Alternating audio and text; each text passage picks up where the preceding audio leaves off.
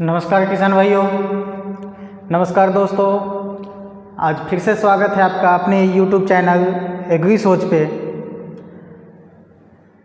आज हम आपको फिर से उसी टॉपिक को कंटिन्यू करने जा रहे हैं कि जो पशु रोग एवं उपचार, पशु का रोग एवं उपचार हम लोग पहले भी पढ़ रहे थे, पहले भी हमारा क्लासेस चल रहा था उसके ऊपर, उसी को आज हम फिर से कंटिन्यू करने आए हैं। पिछले दिन हम आपको बताए थे मेटाबॉलिक डिजीज़ के अंदर बताया था कि कौन कौन सा मेटाबॉलिक डिजीज़ होता है या कौन कौन सा मेटाबॉलिक के वजह से होने वाले रोग है, उनका उपचार क्या है, ये सारा चीज़ हम आपको बताए थे।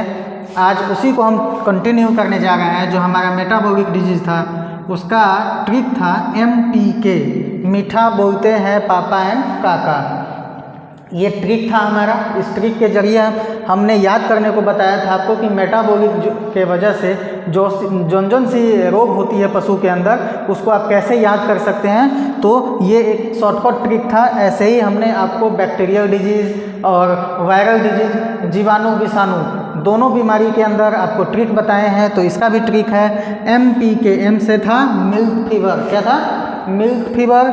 P से था PPH, जो अभी हम शुरू करने जा रहे हैं, और K से है कीटोसिस, जो कि उसको भी हम अभी आपको डिस्कस करके बता ही देंगे।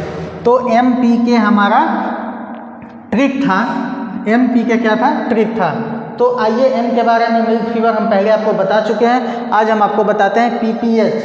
PPH क्या है भाई? PPH नाम एक बीमारी का है। इसका है पोस्ट पार्चुरेट हेमोग्लोबिनूरिया। पोस्ट पार्चुरेट और हेमोग्लोबिनेरिया। पोस्ट का मतलब प्री पोस्ट होता है ना, पोस्ट का मतलब नूरिया, हेमोग्लोबिनूरिया। पोस्ट का मतलब बाद में। पैस्चुरेंट का मतलब प्रसाव। पोस्ट का मतलब बाद में, पैस्चुरेंट का मतलब प्रसाव, और हेमोग्लोबिनूरिया मतलब मूत्र में रक्त, मूत्र में रक्त। मतलब प्रसाव के बाद मूत्र में जो रक्त आती है, मूत्र के द्वारा जो ब्लड आता है, जो खून आता है, कौन से बीमारी में आता है, और उस बीमारी को क्या बोलते हैं? तो पोस्ट पैर्चुरेंट हेमोग्लोबिनूरिया, PPH।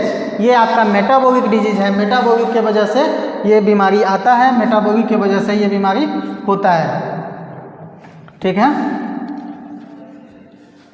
हाँ, कंफ्यूज नहीं होइएगा, इसलिए हमने इसको यहाँ से गायब किया है। अब आते हैं PPH। PPH क्या है, इसके बारे में बताते हैं। इनके कुछ उपनाम हैं। उपनाम कौन कौन से हैं? हाइपोफास्फेरियम या हाइपोफास्फेरीमिया, दोनों के नामों से जाना जाता है। दोनों लोकल नाम है, या फिर आपको कहीं और जाएंगे तो डिफरेंट नाम आपको देखने को मिलेगा। इसको रेड वाटर के नाम से भी जानते हैं, हेमोग्लोबिनूरिया के नाम से जानते हैं, जो अभी बताएं। इसका मतलब क्या बताएं अभी? मूत्र में खून या रक्त, मूत्र में रक्त, या फिर लहू मूतना बोल सकते हैं। जब मूत्र में रक्त बोल रहे हैं, इसका मतलब क्या? लहू मूतना, इसका उपनाम है। इनके लक्षण की बात करें तो मुख्य लक्षण कौन कौन सा है, मुख्य कारण कौन कौन सा है, इनकी बातें करें तो मुख्य कारण है कि फास्फोरस की, मतलब फास्फोरस की कमी हो जाती है। फास्फोरस की कमी होने की वजह से ये बीमारी नॉर्मली पशु के अंदर अटैक करता है। पशु के अंदर मुख्यतः ये बीमारी क्यों आता है भाई? तो मुख्यतः पशु के अंदर फास्फोरस की कमी होने की वजह से ये बीमारी आती है। तो पहला फास्फोरस की कमी से क्या? पाइका, हम आपको पहले बताए हैं न्यूट्रिशन के अंदर, ये है कि फास्फोरस की कमी से PPH भी होता है। दूसरा कि पशु के बयाने के बाद होती है, हमेशा ये होगा। हम बताएं कि पोस्ट पार्चुरेट हेमोग्लोबिनूरिया, पोस्ट मतलब बाद में, तो बाद में, पोस्ट मतलब बाद में, किसके बाद में? प्रसव के बाद। मतलब पशु जब बच्चा दे देती है उसको बयाने के बाद ही उनके मूत्र के द्वारा खून आता है, तो आप समझ जाइए कि पीपीएच नामक रोग है। शरीर का तापमान इस दौरान सामान्य रहेगा, शरीर के तापमान में आपको बदलाव नहीं दिखेगा, शरीर का तापमान समान रहेगा। शरीर में एचबी की मात्रा की कमी हो जाती है, एचबी मतलब हेमोग्लोबिन, शरीर में हेमोग्लोबिन की कमी हो जाती है, खून की कमी हो जाती है, क्योंकि सारा खून तो उनके मूत्र के द्वारा बाहर निकल जाता है, इसीलिए उनके शरीर में क्या होता है, खून की कमी हो जाती है। म्यूकस मेम्ब्रेन हल्का पीला हो जाएगा, क्यों? क्योंकि उनके ब्लड से, उनके शरीर से ब्लड का ब्लड निकल चुका है, तो म्यूकस मेम्ब्रेन थोड़ा पीला पड़ जाएगा, सफ़ेद हो जाएगा। जब सफ़ेद और पीला पड़ जाएगा तो क्या हो जाएगा, फाइनली पीलिया हो जाएगा, पीलिया से ग्रसित हो जाएगा आपका पशु। पहले एक बीमारी तो था ही, अब वो दूसरी बीमारी भी अटैक हो गई, तो इस समय आपका पशु को पीलिया नामक रोग हो जाएगा। और क्या हो सकता है, एनीमिया हो जाएगा, पीलिया हो जाएगा, पाइका हो जाएगा, तथा मल निष्कासन के समय या मल निष्कासन के दौरान उनको बहुत ज़्यादा कठिनाई होगी। तो ये सारे लक्षण, ये सारे सिम्टम हैं आपके पीपीएच नामक रोग के। पीपीएच नामक रोग के क्या लक्षण है भाई, फास्फोरस की कमी हुई तो पाइका भी होगा, पाइका नामक रोग भी होगा। पाइका नामक रोग कब हम बताए हैं आपको, बरसिम में जो न्यूट्रिशन का पार्ट है, जब हम बरसिम बता रहे थे तो उसके अंदर आपको बताए थे कि कंटिन्यूअसली अपने पशु को बरसिम ना खिलाएं, क्योंकि बरसिम कंटिन्यूअसली खिलाते हैं तो बरसिम में फास्फोरस का कमी होता है, फास्फोरस नामक तत्व की कमी होती है। तो हो सकता है कि कंटिन्यूअसली आप बरसिम खिलाएं अपने मवेशी को, तो फास्फोरस की कमी होगी, फास्फोरस की कमी होगी तो पाइका भी हो जाएगा और ये भी हो जाएगा, दोनों होने की चांसेज है। इसीलिए आपको न्यूट्रिशन भी पढ़ना जरूरी है, कौन सा हरा चारा क्या होना चाहिए वो भी पढ़ना जरूरी है, अगर आप एक अच्छे पशुपालक हैं, अच्छे जानकारी रखने वाले हैं तो पाइका हो जाएगा। तथा मल के दौरान उनको कठिनाई होगी, टॉयलेट नहीं होगा उनका, भूख में कमी आ जाएगी, खाना नहीं खाएगा, शरीर सुस्त हो जाएगा, शरीर सुस्त होगा, लड़खड़ाएगा, गिर जाएगा, बैठ जाएगा। ये तमाम इनके लक्षण थे पीपीएच के।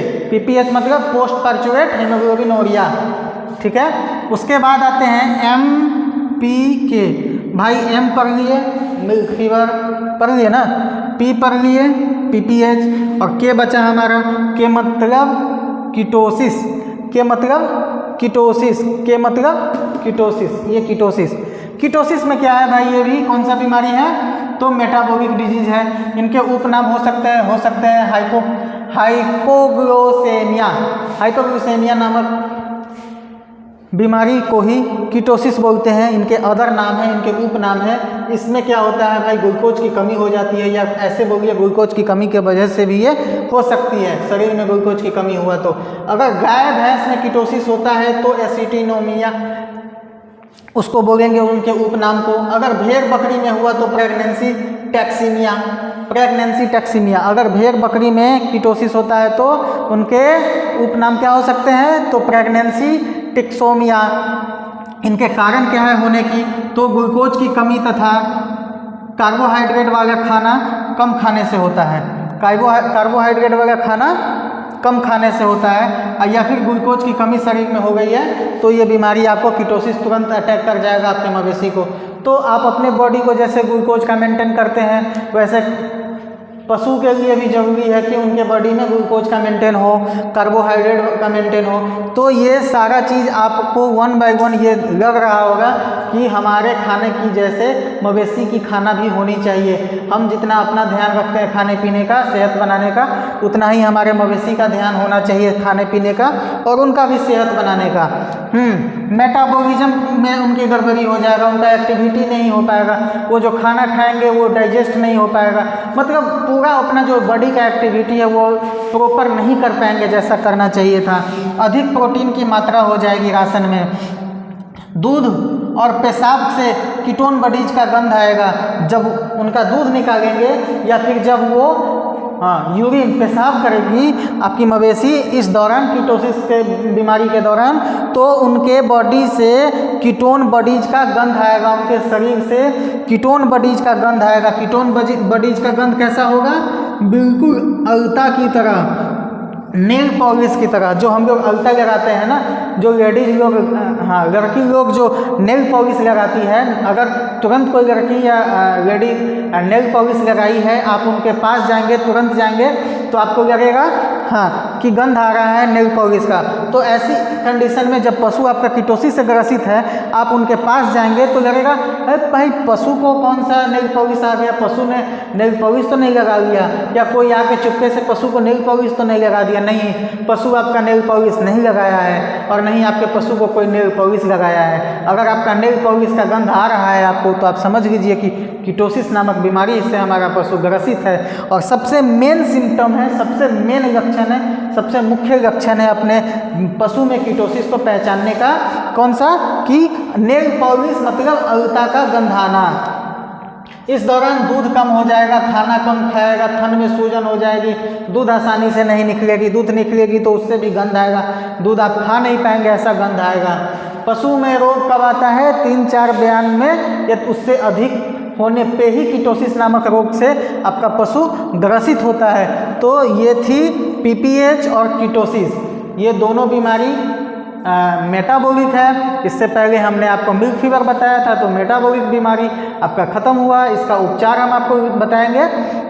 हाँ, ये दोनों बीमारी आपका मेटाबॉलिक है, इसको आपने देख लेना है।